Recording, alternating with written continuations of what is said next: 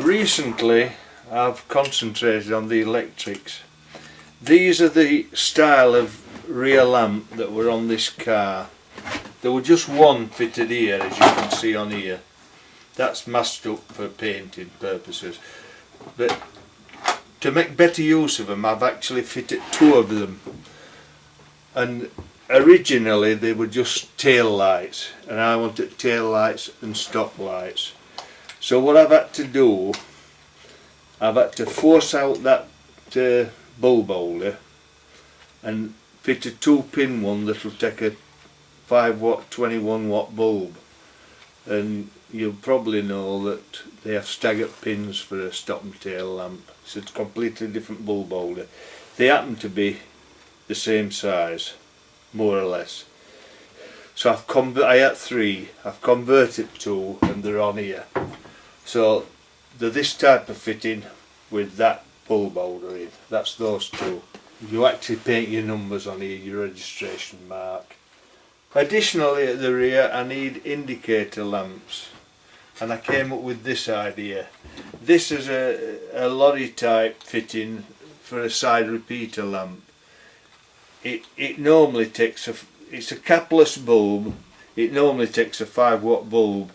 By shortening it inside here, it's spring loaded. By shortening the spring, essentially, I've fitted in a 20-watt bulb, and they will be going on the car, mounted on this piece of wood which is going to get painted black, and that fits in there, in that hole. The wires come out of the back here. It's allowed me to fit it on with 2 screws and make it quite secure. So they will get painted black, and that's the rear step, one of the rear steps for getting into the dicky seat.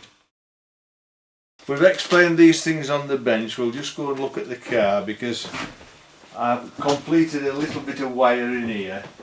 This is the starter motor, as you'll recall. We've got the direct feed to it, the power feed. This is the take-off for the auxiliaries, this big brown wire, and goes up to the ammeter. These wires are ready. The white ones to do with the ignition. This brown one is to operate the solenoid. It'll have this little fitting on it. This is the starter motor brush gear, which I've changed.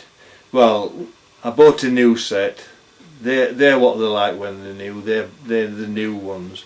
There were that little wear on these in this particular machine that I didn't change them, but I did change these two because these were more worn. These are the worn ones, by the way. They're not that badly worn. They would have been serviceable, but you can get an idea of the wear when I compare the two. Side lights available in here that weren't being used. I'm going to use the ones in here for side lights, and I've made these into flashing indicators. Because what I've got in here is a 20-watt bulb that's amber. So I'll just show you how I've achieved that to let you realise the amount of trouble us enthusiasts go to get what we want. This thing here, if you get a close-up of this thing is a cap to change that bulb underneath it. That's a halogen 20-watt bulb, very expensive, about £8 that bulb. You're not supposed to touch the glass.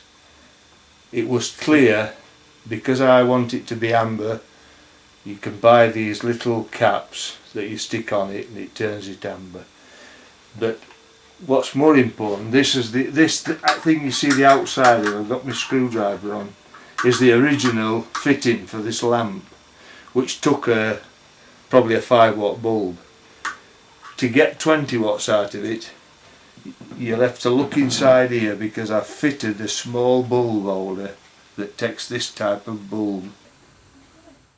This fitting goes on the top, just held on with 2 screws that go into these little recesses here.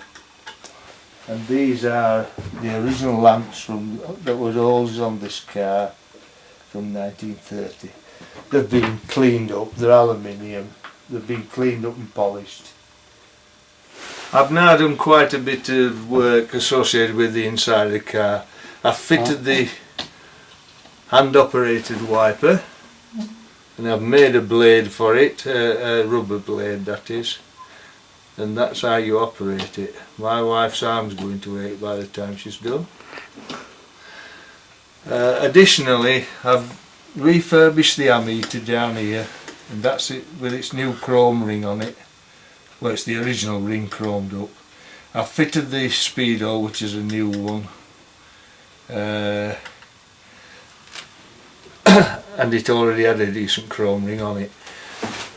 The chrome ring for the other side I have, and obviously to make that panel complete it needs to go in its position over that hole, then you get the nice view. To achieve that, the switch that was in that particular hole was no good.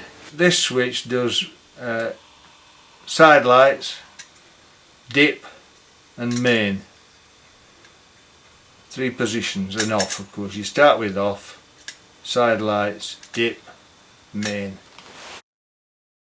This hole here has a panel lamp in, which externally illuminates these 3 items. The one in it was all manky, that technical term, manky. Behind this taping up, which is so as I can paint the thing, there are the nuts that allow it to be fitted in there. The light just comes out of here. It's been masked up, ready to paint. This outside is going to get painted black. This has been pushed in from the inside to stop black paint going inside, because the inside eventually needs to be painted white. Fitted the top bearing, which is all associated with this bracket. It's a wooden bearing I've made, and off the back of it I've adapted a separate panel for this alternative engine I have fitted largely. Normal ignition switch, off and on, and a starting position when you turn it further, which then operates the starter motor.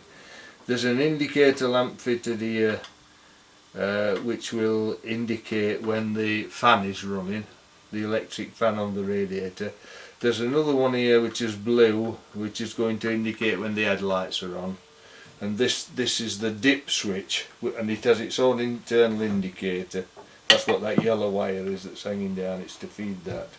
And obviously that's indicating one way off, and that's indicating the other way. I've also fitted the steering wheel, you'll observe. Since we were last here, I've made and fitted this tray and located the battery and made the connections to it. These little screws are what are holding it all in. It actually rested on this quite substantial framework. This is a light switch I've fitted, a brake light switch, and it, as you can see, it's linked up to this brake rod, so we'll operate when the brakes are on, like that.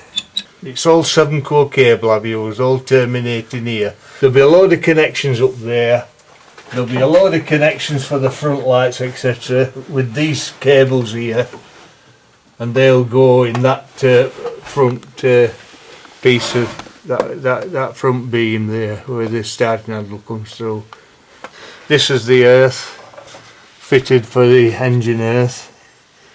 We've been under, my apprentice and I, and undersealed it where we think it's appropriate, which is the back wings up there and along the running boards along here on either side, and up under the front wings, and we may even give it another coat eventually.